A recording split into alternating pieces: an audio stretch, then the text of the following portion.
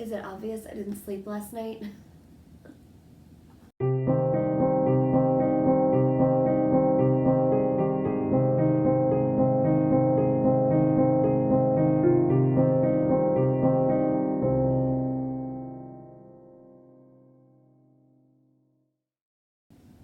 Hey there, Fiber Junkies! Welcome back to the Color Cauldron. I'm Johanna, the owner and dyer behind Potion Yarns and host of this podcast. Thank you so much if you are a returning viewer for joining us yet again in the Color Cauldron. And if you're a new viewer, welcome! And we're so glad that you are here. I hope you will have a lot of fun and stick around and see what all of the fiber shenanigans we are up to are about. Today I just want to do a quick video to kind of catch you up on what I've been working on the last couple of weeks. Right now I am in the midst of a crazy schedule. I'm traveling a lot and doing a bunch of shows, and which is so exciting, and I love doing that kind of stuff, but it's always exhausting even when you're at the peak of your game, and then add being about 5 months pregnant into that and maybe not totally at the peak of my game now. And so I'm just kind of like, whew, all right, I got this. But it's really been good so far, and it's fun. I'm just right in the middle of a super busy season of life. And yeah, June is just a crazy month for me. So I was trying to get some of my videos done ahead of time, and this week that all fell apart. I should say last week, because I was going to film this a couple weeks ago, and then last week, and yeah, it's just now happening. But that's okay. Today I am packing up and getting ready to head out in just a couple of hours to Ames, Iowa for the Iowa Sheep and Wool Festival. This is my first year doing this particular show, and I'm really excited to check it out. One of my other indie dyer friends, Samantha, who does Whimsical Wood Yarn Company, her yarns are absolutely stunning and fabulous, and she's a wonderful, fabulous person, so go check her out. But she invited me to come to this show because it's in her neck of the woods, and I'd never tried it before, and I thought, what a great idea. It's not that far from Kansas City. It's less than 4 hours, and it just seems like it'll be a fun little weekend show. And so yeah, we're heading over there today. So I will be there set up on Saturday and Sunday. If you're going to be in Ames, please come by and see me. Otherwise, I will hopefully catch you at one of my other shows. Last weekend, I was in Whitesboro, Texas, which is a small town kind of close to the Dallas-Fort Worth area. It's about an hour, a little over an hour from Dallas. And that was actually a really great show. I was a little worried about it because last weekend was Worldwide Knit in Public Day. So because of that, the shop owner and I decided it would be best not to do it on Saturday, because we didn't want to keep people from going and knitting out in the wilds with their knitting groups and things, but we also didn't want traffic at the shop to be low because people were doing that. So we decided to do it on Sunday instead. And Sunday trunk shows are always hit or miss for me. Usually they're really good, but I do have the occasional one where it just bombs and nobody shows up. And so I know personally for my schedule, I prefer a Sunday trunk show because I'm usually working on Saturdays, or I've got other family arrangements, weddings, etc. And so we kind of thought maybe this time of the year is busy for everyone, so maybe a Sunday trunk show would be better. And but it was a really small town, so nothing else was open on Sunday except a couple quickie restaurants like Pizza Hut and the Chinese place. And then we had kind of some stormy weather that rolled in unexpectedly and had crazy thunderstorms, and I was just very worried that nobody was going to show up. So thank you so much to everybody that came out, because we did actually have a great show and we had a decent turnout. We sold a lot of yarn, and the shop that I was at last weekend in Whitesboro was called Quixotic Fibers, and I highly recommend you go check them out, and not just because they hosted my show, which is always great and wonderful. I love my local yarn stores that host my trunk shows. They're always so gracious and wonderful to me, and I am so grateful for that opportunity. But Carla has an amazing little shop over there in Whitesboro, and it's really close to a bunch of other towns in Texas, so it was really fun for me to get to see a lot of familiar faces that I'd met at the DFW Yarn Crawl last year and at the East Texas Fiber Festival. I saw a bunch of you guys in Texas multiple times last year, and at trunk shows and the like, and so it was really fun to see more familiar faces, plus meet some new ones, including some of my Instagram friends that I have never met in person before. It was wonderful to meet you guys. And Quixotic Fibers is a great little shop. And I say little, it's actually it looks little from the front, but it goes back a really long ways. And she has got that shop packed with goodies. and they're amazing. So definitely go check her out, give her some love. Carla and her husband are just wonderful, and their shop is wonderful, their employees are wonderful. It's a fabulous yarn store and a really great resource. So definitely check them out. Okay, so let's talk about what I have been working on during this very busy season. I have been super busy, so knitting time has been really small for me lately, which has been frustrating. If you've watched the podcast for a while, you know that when I was first pregnant in February and March, I was going through a lot of crazy chaos in my personal life, and my business was going through a lot of growing pains and chaos all at the same time that I found out I was pregnant. And the first trimester of pregnancy is different for everyone, but there are some similarities to a lot of people's. And one thing that I have heard over and over from people who've had children naturally, and that I definitely experienced, is the first trimester like zonks you out. There is like no energy, and it makes you feel like you're not who you really are. Like you don't feel like yourself. At least I didn't, and I've heard that from a bunch of other people. It's not all bad, so I wouldn't say that it was miserable, and I got off easier than a lot of people that I hear horror stories of who are just sick all the time. I definitely was sick, I definitely was tired, but it wasn't unbearable or like all the time and constant, and I had good days where I was happy and cheerful and whatever. But I hit some definite like anxiety and mood disorders extra hard in the first trimester, combined with tired and just not feeling like myself. So I went through this phase that I talked about on the podcast a couple times where I just had like no ambitions to knit. I didn't even want to knit simple things. I didn't want to knit hard, interesting things. I just frequently would pick up my knitting and be like, I don't want to do this, and I'd set it down immediately. I went days without knitting, which is so unlike me. And, you know, I freaked out about it a little bit, but several people, including my very wise mother, kept telling me, I think this is just you adjusting, feeling tired, whatever. Give yourself a break and don't feel like you need to do everything you used to do, and it'll probably come back. But if it doesn't, don't worry, you'll find something else. And, you know, my husband and I had a couple emotional talks where I'm crying about, what if I can't knit anymore? What if I hate knitting now? And you know, I've just built this business selling yarn and being around knitters and talking about it on my podcast, and I can't do it anymore. And he's like, you can still dye yarn and have a podcast even if you're not personally knitting, and I bet you will. And it was all for naught.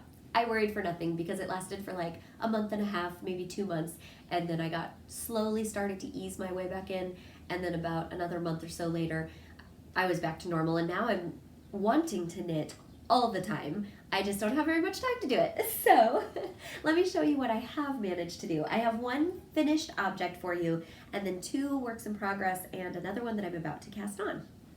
So first thing is my Vienna sweater.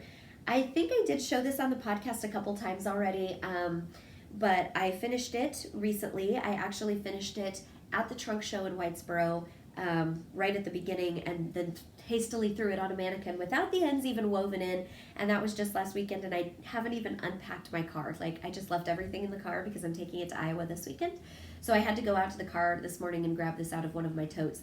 So I still have my ends to weave in, but I finished it, and I really, really love it.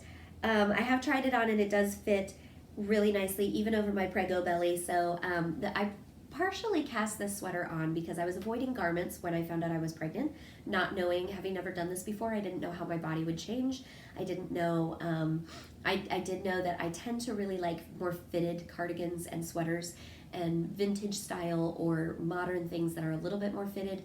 But last summer, I knit 2 sweaters from Boyland Knitworks, Caitlin Hunter.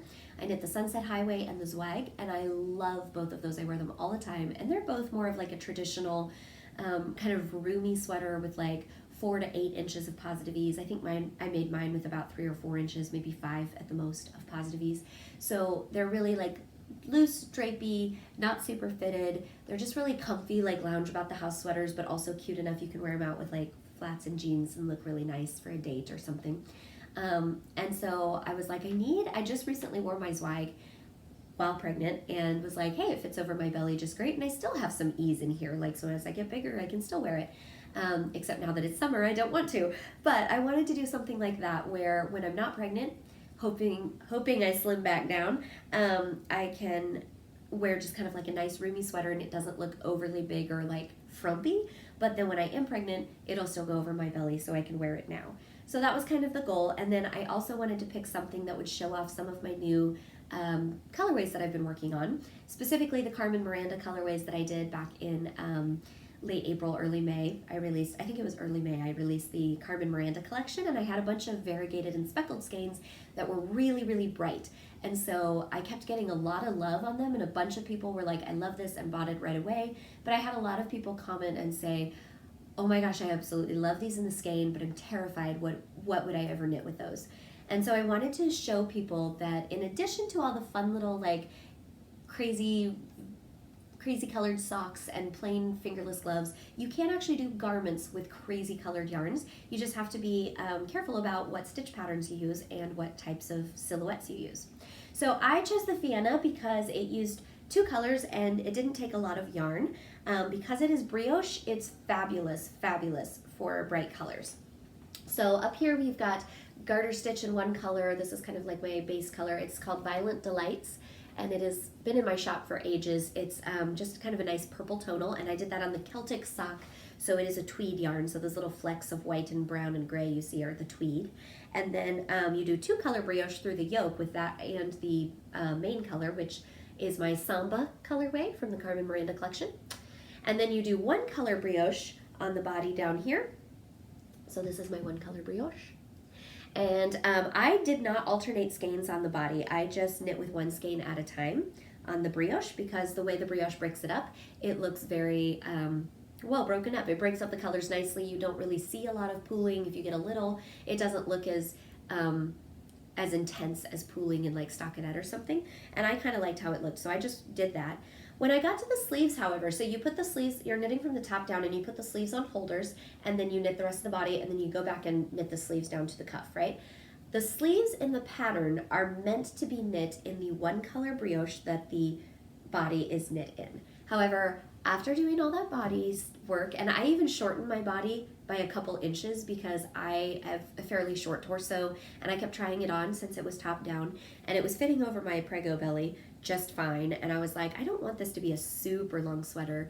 And I was trying to get it finished for the trunk show, so I was like, you know what, we're gonna whack off a couple of those inches and not worry about it. And I think I'm glad I did that, even though when I hold it up, it looks very boxy and unattractive. When I put it on, it looks great. And then I decided I just couldn't handle any more brioche, and I was really craving easy, simple stockinette stitch so that I could, I like to read and knit, and I'm thinking about doing a video about this actually and talking a little bit more about how I taught myself to do that, because I have a lot of questions about that. But I like to read and knit at the same time, and so I like really simple stockinette in the round or garter stitch or something like that where I can do the same thing, I can do the same thing over and over without having to look up for my, and look at my knitting a whole lot. So I decided that it was time to just do some stockinette. Plus, I really wanted to see how the colors of Samba looked in stockinette as opposed to the brioche, because I loved how it looked in brioche, but I was like, I just want to be able to show what it looks in stockinette as well. So I knit the sleeves in the round, and I just want to remind everybody that your gauge changes based on multiple things when you're knitting with hand-dyed yarn or any type of yarn. First of all, it's going to change on the circumference of your pattern. So my sleeves are knit on a much smaller circumference, which is how big it is around, than the body, right? So I was knitting in the round on the body, but it was like all the way around here. On the sleeve, it's just around here. So it's a much smaller circumference, so the colors are going to fall very differently. Plus, it also will change based on how tightly you hold the yarn, which is called your tension. I'm not a super tight knitter, but I'm definitely not a very loose knitter either. So if I am knitting at a looser gauge or a tighter gauge than you are, my colors are going to look differently than if you use the same color in the same pattern, but you are a looser or a tighter knitter. It's also going to change based on your needle size. So, you know, in this project, in this sweater, this is how this yarn is going to knit up, but in another project where I change the needle size and or circumference, it's going to look different. So there's a lot of different factors that go into it, and again, stitch pattern is going to affect that, all of that. So I started on the sleeves, and actually I think I started on this sleeve actually.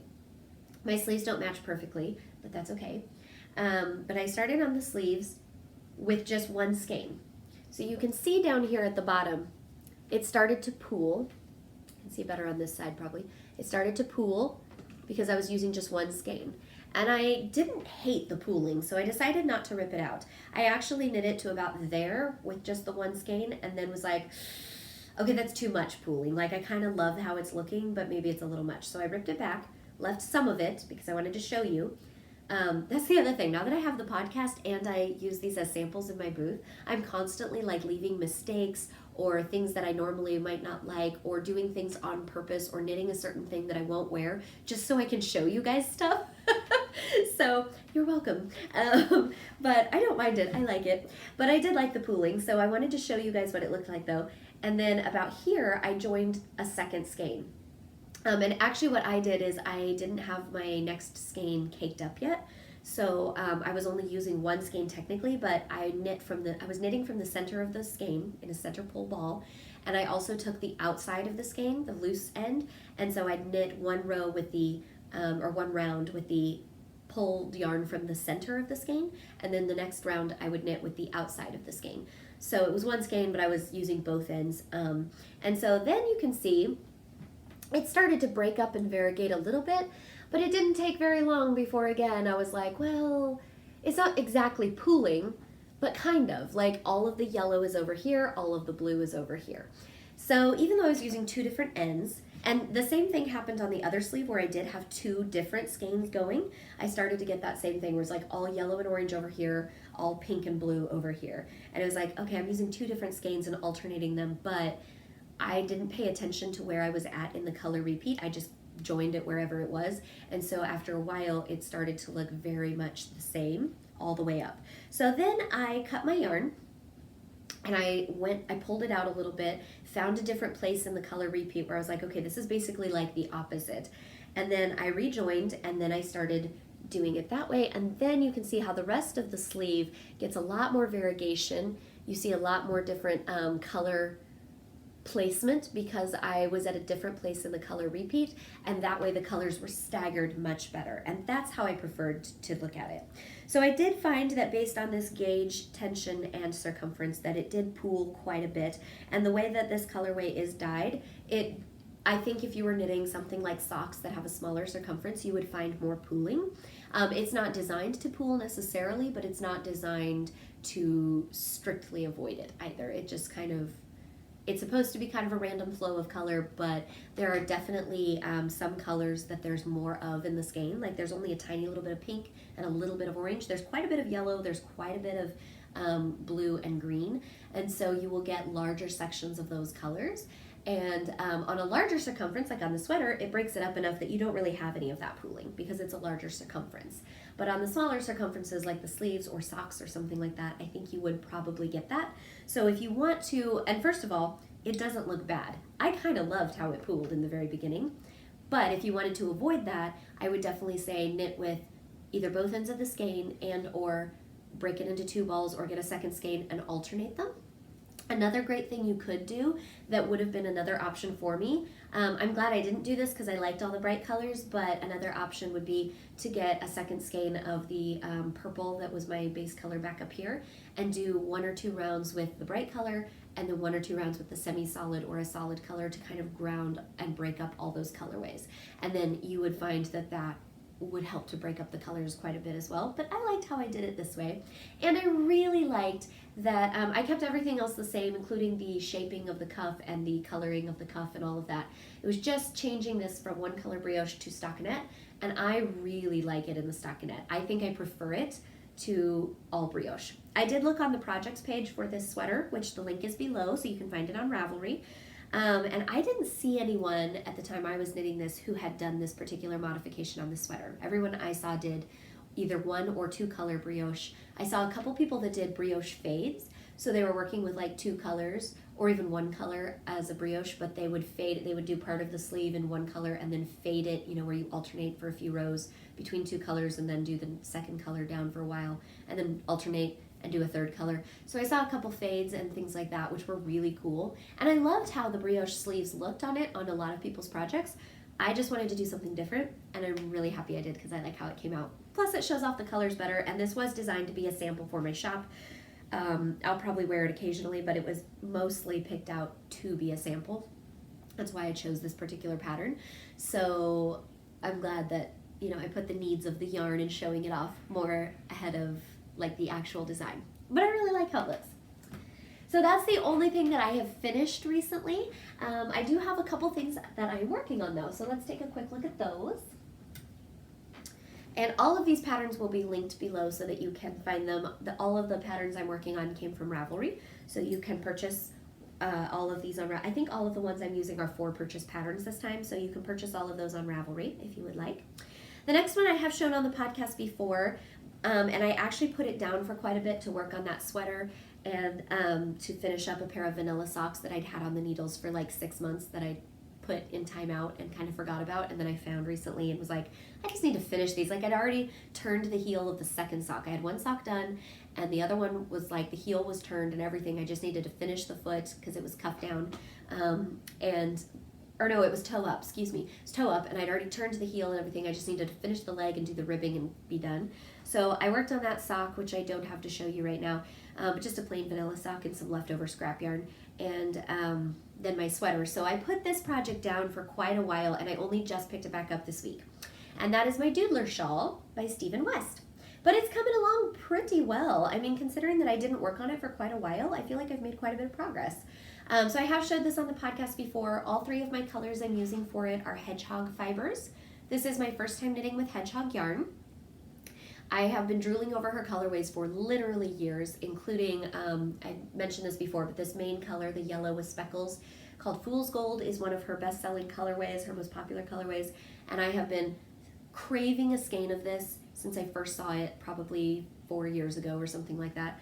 And I finally got some last November and decided that I needed a perfect project for it. And I had also picked up on that same trip, just on a whim, I picked up this amazing blue by Hedgehog, and I also picked up this fabulous color called Sari that's like a reddish pink with speckles. And those 3 just happened to look fabulous together. So the blue and the Fool's Gold are both her sock yarn, so they're like applied yarn.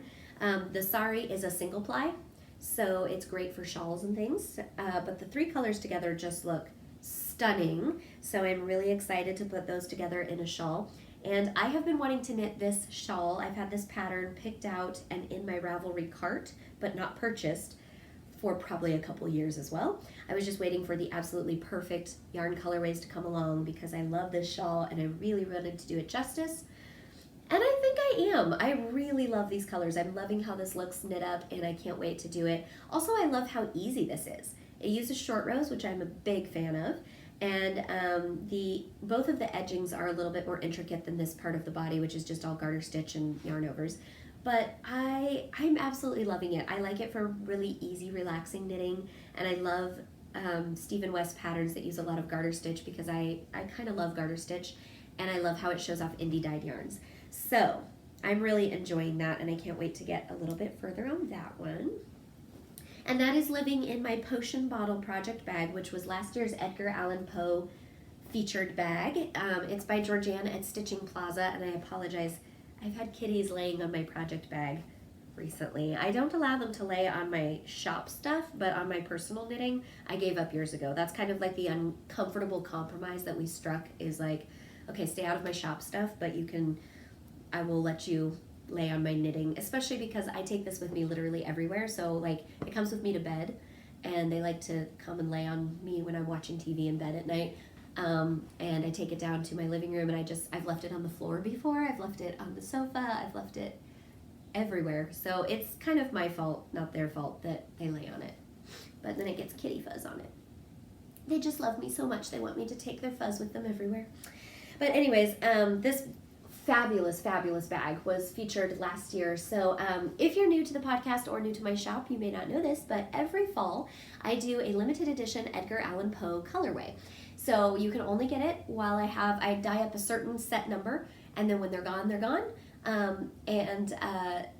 I don't dye them again until I'm planning to do a reunion at some point where I bring back all the previous Edgar Allan Poe colorways for like a special limited edition set, but we've only done 2 so far. This will be our 3rd year, so I'm probably not going to do it this year either. It'll probably be another year or so before I get to that. Now, I'm not sure when that's going to happen, but I am planning a 3rd Edgar Allan Poe limited edition for this year. and I will have more details coming on that soon. Not quite yet. I'm still working out details and collaborations and all of that jazz, but I'm planning something a little bit different. So the past 2 years, I've done a limited edition colorway yarn, and then a project bag by an independent maker that I collaborate with, and then a specialty stitch marker that goes along with the theme as well. And it's been really fabulous. They've sold really well. I know everybody really loves them. This year I'm doing something a little bit different. We're not going to do project bags this year. We're going to do some different things, but I'm not going to tell you what yet because I'm still working out details, but they're going to be really good, and I'm super excited. However, last year, Georgianne at Stitching Plaza made these fabulous, fabulous bags, and they were just perfect. She had reached out to me and because she watched the podcast and mentioned that she had some potion bottle fabric, and would I ever want to do a collaboration, or would I want her to make up some bags to sell in the shop or something. And I was in the middle of researching collaborations for my Poe bags, and I was like, girl, you need to be my Poe set this year. I love these bags, and I was super excited that I got to keep one because they were so cute. So that's living in my potion bottle bag, and I'm going to be working on that in the car to Iowa tonight. My next project is a brand new cast on. I just cast on last Sunday at the Whitesboro Trunk Show, and I haven't worked on it since Sunday because I was working on Doodler and some other things at home, and I honestly have had hardly any time to knit. And ironically, this one is living in my first year Edgar Allan Poe project bag, which has this great black and white kind of gothic-y print. There's spiders and ravens and graveyards and bats and creepy women in Victorian dresses and all kinds of fabulous scenes all over this. This was done by Wanda at Twisted Yarn and Fiber, and she made these bags for me, the very first Poe collaboration I ever did. And I had her throw in an extra one for me because I loved it so much. So this project that I just cast on is the Soldotna Crop by Boyland Knitworks, Caitlin Hunter again. I kind of love her stuff, in case you couldn't tell, since I knit like 2 or 3 of her things last year. And I decided it was time to make the Soldotna because it's super popular right now on Ravelry and Instagram and Facebook and everywhere that I hang out online with other knitters. I'm seeing a billion of these. And I kept seeing indie dyers doing sets for them. And I apologize that I have just been so busy and focused on personal stuff as well as traveling and shows. I have not had the time to put together Soldotna crop kits for you guys. I really wanted to do a kit, but I wasn't paying attention before the pattern came out. I wasn't paying attention when it first came out, and now I feel like it's a little too late, and I'm still caught up in the middle of multiple shows the next couple weeks, so it's probably not going to happen. But I did want to go ahead and cast one on and use my hand-dyed yarns because I really wanted to make one for myself because they're so cute, and I wanted to show you guys how they looked. So this is as far as I've gotten. It is a top-down pattern, so I started at the neckband, and I am working on the yoke, but I have not gotten very far. I am loving it. It's knit in DK weight, and typically I do a lot of fingering patterns, so it's been really fun for me to get back into the heavier weights like DK and worsted. So I'm enjoying the DK weight, and I am knitting with a combination of my yarns. So the very first one up here, this brown, is my Celtic DK. It's the tweed DK again, so it's superwash merino and nylon tweed. And this is the Entwiffery colorway. In case you weren't sure how to say that colorway name, it's Entwiffery. And that is a reference to Tolkien's Lord of the Rings books, where the Ents live in the forest. If you've seen the movies or read the books, you know who the Ents are. And in the books, there is a kind of a sad little story and some songs about the Entwives, who are no longer with their husbands in the forest. And it's really kind of poignant and touching, and I just was very, very touched by that section in the book when I read it years ago, and so I decided we needed to name a colorway after the Entwives. So that's what we have. It's this really awesome, like woodsy, rich, multicolored, multi-tonal brown, and I really love how deep and dark it is. I hear it's a little bit darker on the tweed because the tweed has a gray base, but I've dyed a bunch of it on the normal bases, my normal white bases, and it's still very deep and rich and tonal. So I love that. And then you probably can't see the colorway quite as well since I'm just starting on it, but the main color for the body of my cropped cardigan is going to be a new working of an old color. So you haven't seen this one before because I haven't put up any photos yet and it's not in the shop yet. But this glorious mustardy gold is I am working on redoing the recipes to a couple of my very old colorways. So when I started Potion Yarns, I had not been dyeing yarn very long, about 6 months when I opened the business, 6 to 8 months, which is a little bit crazy that I felt like after only 6 to 8 months I could open a business and sell and be professional. But I felt like I had a talent and a gift right off the bat, and I was coming at it with a lot of training in color and dyeing from my hair industry years as a hair colorist. So I felt like that gave me a little bit of an edge, but I was definitely very much learning, still am very much learning for sure. But when I first opened the shop, I had created a bunch of colorways because I was taking an online class in yarn dyeing with another indie dyer. And when we were in the class, she gave us some recipes to try out as homework, and then a lot of the class, like every week, there would be assignments on specific things like grays or creating light and dark or leaving white space or whatever. And so she would give you like a recipe, and then she would have you create a couple of your own recipes. And so in that class framework, quite a few of the ones I created were not that great because it was a learning experience. I ended up not using them or only dyeing 1 or 2 skeins, selling them really quickly, and then never replenishing. But several of them were really good and I really liked them, so I kept dyeing them, and when I opened my shop I put them in my shop. One of them was a multitonal yellow called Brass Goggles. It's been around since day one. It was homework from that class actually. And the original Brass Goggles has a green glaze over it, like an antique mossy green glaze over the top of several shades of yellow and gold. And the more I looked at it, the more I didn't like it, and recently I re-dyed it a couple of different times and it got greener and greener every time I dyed it, still using my old recipe. And I think that's because one of my dye suppliers, I think I got a weird batch the first time I bought dye from them in this particular mossy green, because every batch I've had since then, I've bought several times the exact same colorway from the same supplier on the same website, and every batch I've had since then has been significantly more green. The first one I got was like greenish gold, and then everything has been very green, like moss green, since I got it. And so it threw off a bunch of my colorway recipes, and so I started with Whiskey Hangover and have been redoing a bunch of my colorways that use that color, as well as a couple colorways that don't use that color at all, but just I felt like when I looked at them I was like, I could make this better.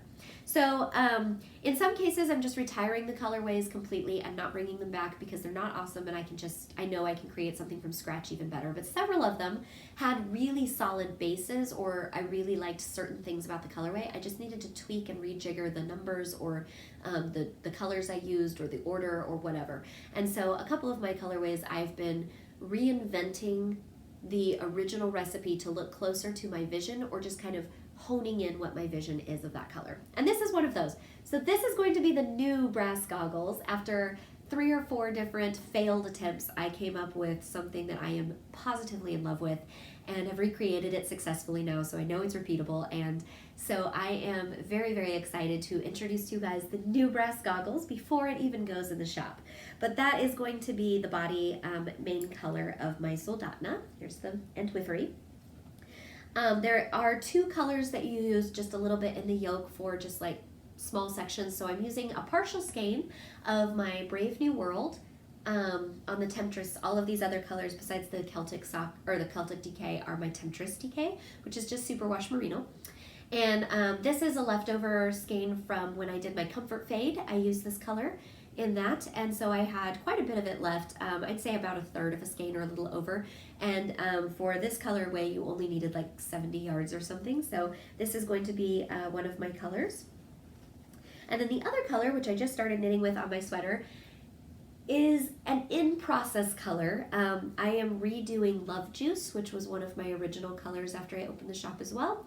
It was a pink and purple tonal, and I felt like it was just a little bit dull the last couple times I dyed it, so I've been rejiggering that colorway as well. So you won't find it in the shop because the original version has been retired, and I am working on reinventing that one as well as Brass Goggles. And so I have one single skein of one of the renditions, which I have yet to repeat, so I'm not sure it's going to be this exact saturation, but this is the direction I'm trying to head for Love Juice, to kind of redo that. And if you're wondering about the bizarre name, this was part of my Midsummer Night's Dream collection that I did the first year I was open. I did a collection of 5 yarns based on William Shakespeare's Midsummer Night's Dream, my favorite Shakespeare play. And this one was called Love Juice, after the potion that comes out of the flower that Puck finds in the forest, and you put it on the eyelids of the person you're charming or hexing, and when they wake up, they fall in love with the very first thing that they see, person or thing that they see, which of course creates all kinds of hijinks in the play. So this is Love Juice, named after the love potion that Puck uses. And I kind of love it with the yellow. This is what really, I actually built my entire Soldotna colorway around this color because I had this single skein of it. Even though I'm still trying to recreate it, I was like, I love how this is looking, so I'm going to use this kind of magenta purpley pink. And I built all of the other colors around that. So I'm really excited to see how this goes. I'm going to take this to Iowa and work on it in my booth because I like to, whenever possible, I don't make this a strict rule, but I like to, whenever possible, work on colors in my booth that I have dyed as much as I can, as opposed to bringing in other dyers' yarns. Just makes more sense to me, and I like to be able to show people while I'm working, and I always get a lot of questions about it too, so that's probably what I'm going to work on in the booth this weekend. Okay, the last thing we have to talk about, sorry this is getting really long, I'd planned for this to be a short video, but I got real chatty. The last thing that we're going to talk about is what I'm about to cast on, hopefully this weekend or maybe in the next week or two. But I have yet to knit anything for our coming child, our new baby that we're expecting in October. And I've had a lot of really great suggestions from people this week, or this last week. I asked for suggestions on my Instagram and Facebook for baby boy patterns because we know we're having a boy. We did that gender reveal on the podcast last week. And I don't knit a lot for babies. I have knit for babies. I don't knit a lot for babies. And I pretty much only knit for babies of people that I really like.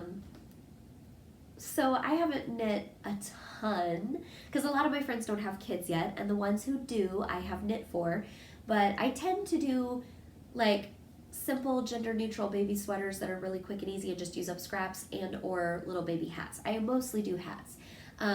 And then I've also done, for a couple of very close friends and family members, I've done baby blankets. However, the huge majority of baby blankets and sweaters I have knit for friends and family have been for girls.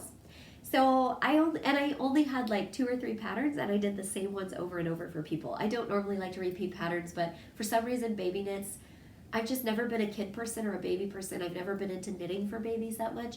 So when I found a good pattern that I liked and was relatively simple, I was just like, well, that one worked for this gift for my friend so-and-so, so I'll make it for these other friends that are expecting. And I would just redo the same thing because it was quick, easy, I knew what to expect, etc., etc. And I already had the pattern purchased, or it was free or whatever. So I'm about to cast on my very first knit for our baby, and I'm really excited. One of my friends online is a designer, and I have a link to her pattern below. Her designs are under Labour line on Ravelry. She does a lot of baby patterns, and she has several patterns for these cute little sleep sacks with a matching hat, which I'm sure you guys have seen. It kind of looks like the baby is a pea in a pod. They're really cute. So I was so excited when I first announced I was pregnant. She had contacted me and very sweetly told me she wanted to gift me a baby pattern so that I could knit something for my new baby. So I could pick out anything on her Ravelry store and she would just send it to me for free. And so I very eagerly got on and looked through all of her amazing patterns, and after much deliberation, because there were several cute ones, I picked one of the sleep sack sets with a hat, and because it was gender neutral, and this was when we were like 10 weeks pregnant, so I had no idea what we were having yet. And now that we know we're having a boy, I wanted to pick something that would be themed to go with his nursery, which is going to be like a woodland forest theme. So I dyed a brand new colorway that doesn't even have a name yet. I just dyed this last week, and it's this stunning emerald and forest green. It's really deep and dark, and it's just really, really foresty. I talked to my husband about what color we should do, and it was so funny. I was already thinking in my head, I think I want like an emerald or forest green, something kind of deep and dark, but very, very green and rich, and that looks like a magical forest. But I didn't say anything to my husband. I just said, what do you think we should knit this pattern in? Here's what I'm going to knit. What color do you think I should dye to go with this? One of my existing colors or something new? And he took one look at it, and within like a minute of glancing at it, he was like, I think forest green or like an emerald. And I was like, that's exactly what I was thinking. Perfect. So obviously it was meant to be. So I'm very excited. I just caked this up. This is on a base that I have never carried in the shop before, and I only have a couple bags of it. I do have several skeins, but I've only got a couple bags of it, so I'm not sure if it's going to be a regular in the shop yet. I'm kind of testing it out. I had the opportunity to purchase these at a discounted rate from another indie dyer who was going out of business, and she just had a bunch of leftover yarns she was getting rid of, and so I bought out her stock, her leftover bags of a sport weight yarn. It's superwash merino and nylon, so it's basically the same content and ply structure as my Foxy sock, but in a sport weight instead. And there's 328 yards to a skein, which is a pretty good setup size. And I loved dyeing this. This was my first time dyeing any of the skeins I bought from her, and I absolutely loved it. It just sucked up the color like gorgeously. It felt really good when I was caking it up in my hands. It's got a super, super bouncy ply structure to it, so I feel like it would be really, really good for items that see a lot of abrasion, like socks and gloves and baby items and all those kinds of things, but it's super soft and squishy, just like the Foxy. So I am loving this. I'm going to knit with it first and see what I think, and there definitely will be some going in the shop at some point in the future because I've got several bags of it upstairs, but I don't know if it's going to be like the new yarn base that I add to the shop permanently, or if it's just going to be something that I have. I'm thinking sport weight might be something that I just have every now and then. I put a couple batches in the shop and have it every now and then, but I don't carry it at every show, at all times. You can find it on the website. Like my bases, like my Foxy sock is my biggest seller and my favorite base to work with usually for just anything. So it's always in the shop. You know, my Temptress DK, the Superwash Merino, is a good basic, so it's always in the shop. I always make sure when I'm running low, I order tons more of it. I always have some on hand. It's a basic. And then I have other bases that kind of come in and out of the shop that aren't necessarily always in there. And this might be one of those, but I'm not sure. So I need your help. Please leave me a comment below and let me know, do you knit with sport weight yarn? Do you think I should add it to the shop? How often would you knit with it? You know, those kinds of things. Just tell me what you think. Should I stock it? Should I not stock it? Are there any particular fiber contents or ply structures or specific characteristics you're looking for in your sport weight? Because I've never had sport in the shop before, and I would really like to add it. I'm just on the fence about whether or not that's going to happen right now or if I need to hold off a little bit. So let me know. But this is going to be my sleep sack and hat. And the pattern is called Chain of Diamonds, and again, there is a link to it below. It's really cute and gender neutral and a good heirloom project, I think. And she also has a bunch of other baby patterns in her shop, so you should go check out her store. It's not huge, it's not huge and overwhelming like Tin Can Knits or something. I started looking up baby patterns that people suggested this week, and I got very overwhelmed with a couple designers like Tin Can Knits who have like gazillions of baby patterns out there.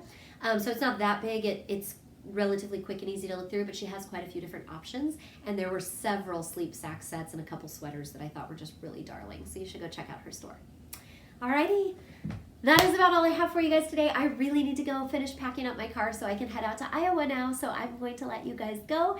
And if you are missing the Iowa Sheep and Wool Festival, but you are close to the Kansas City area, next weekend, June 22nd and 23rd, I am going to be at Union Station for Maker Faire KC. This is a really awesome event that I have done the last 3 years in a row or so. I've actually done it longer than that, but the first couple years I did it was when I was doing mixed media art. So I had a booth selling my canvases and handmade cards and altered books. Then I transitioned it to my hand-dyed yarn when I started Potion Yarns, and that has done amazingly well for me. I've always done well at Maker Faire. Even when I did mixed media, it's always been a great show for me, and I love it. It's so much fun. If you've never been to a Maker Faire, they have them all over the country, so check it out. Google Maker Faire and your city and see if there's anything close to you, because they're very, very fun. But it's basically just a convention where you purchase a ticket to get in, and it's a great thing to take your kids to and do like a family event, because they have kid pricing and they have a lot of kid activities. And it's all about learning and experiencing. And the point of Maker Faire is to celebrate people who make things with their hands and to inspire you to make things with your hands. There is a very large, at least in Kansas City, excuse me, that's the only one I've been to, but I think it's this way all around the country. Maker Faire is largely a science and technology convention, so there's a lot of robotics, 3D printers, computers, a lot of technology innovations, You get to see a lot of cool things people are working on, brand new ideas and inventions people are working on or in the midst of working on or just released. 3D printers, my very first exposure to them was through Maker Faire before they became like super big everywhere else. There's just all kinds of cool things. Plus, there's a whole bunch of like crafts people. Last year I had a booth right across from these wonderful gentlemen who ran the Kansas City Woodworking Club. And so they had all of these, they had little things kids could make and things that they were making. They were showing all the different skill levels from like basic beginner all the way up to like master craftsmen who could do these intricate wood carving things. There's all kinds of stuff there. There's people that paint and draw and sew and dye yarn and compost and urban gardening and all kinds of things. It's a really fabulous, fabulous opportunity. So if you are in Kansas City next weekend, June 22nd and 23rd, please, please, please try to grab a ticket. I will pop a link to Maker Faire's website below so that you can see tickets and purchase them online if you want. And it's a really great time, and I will be there selling my yarns as well. So come check it out and say hi. I'm also going to be doing a demo in my booth because the whole point of Maker Faire is education and getting you inspired to try it yourself. So not all the booths will do this, but many of the booths will have hands-on activities you can actually try out the thing. And mine is no exception. So my demo this year is going to be drop spindling. I'm going to be teaching people how to spin yarn using a drop spindle and some fiber. And I will be selling some spinning fiber and some drop spindles in my booth as well as yarn. So please come check it out and give it a whirl. Spinning joke there. Give it a whirl and try it out. It'll be really, really fun. I hope you guys have a great, wonderful weekend, and I will talk to you later. It is now time to cast off. Love you.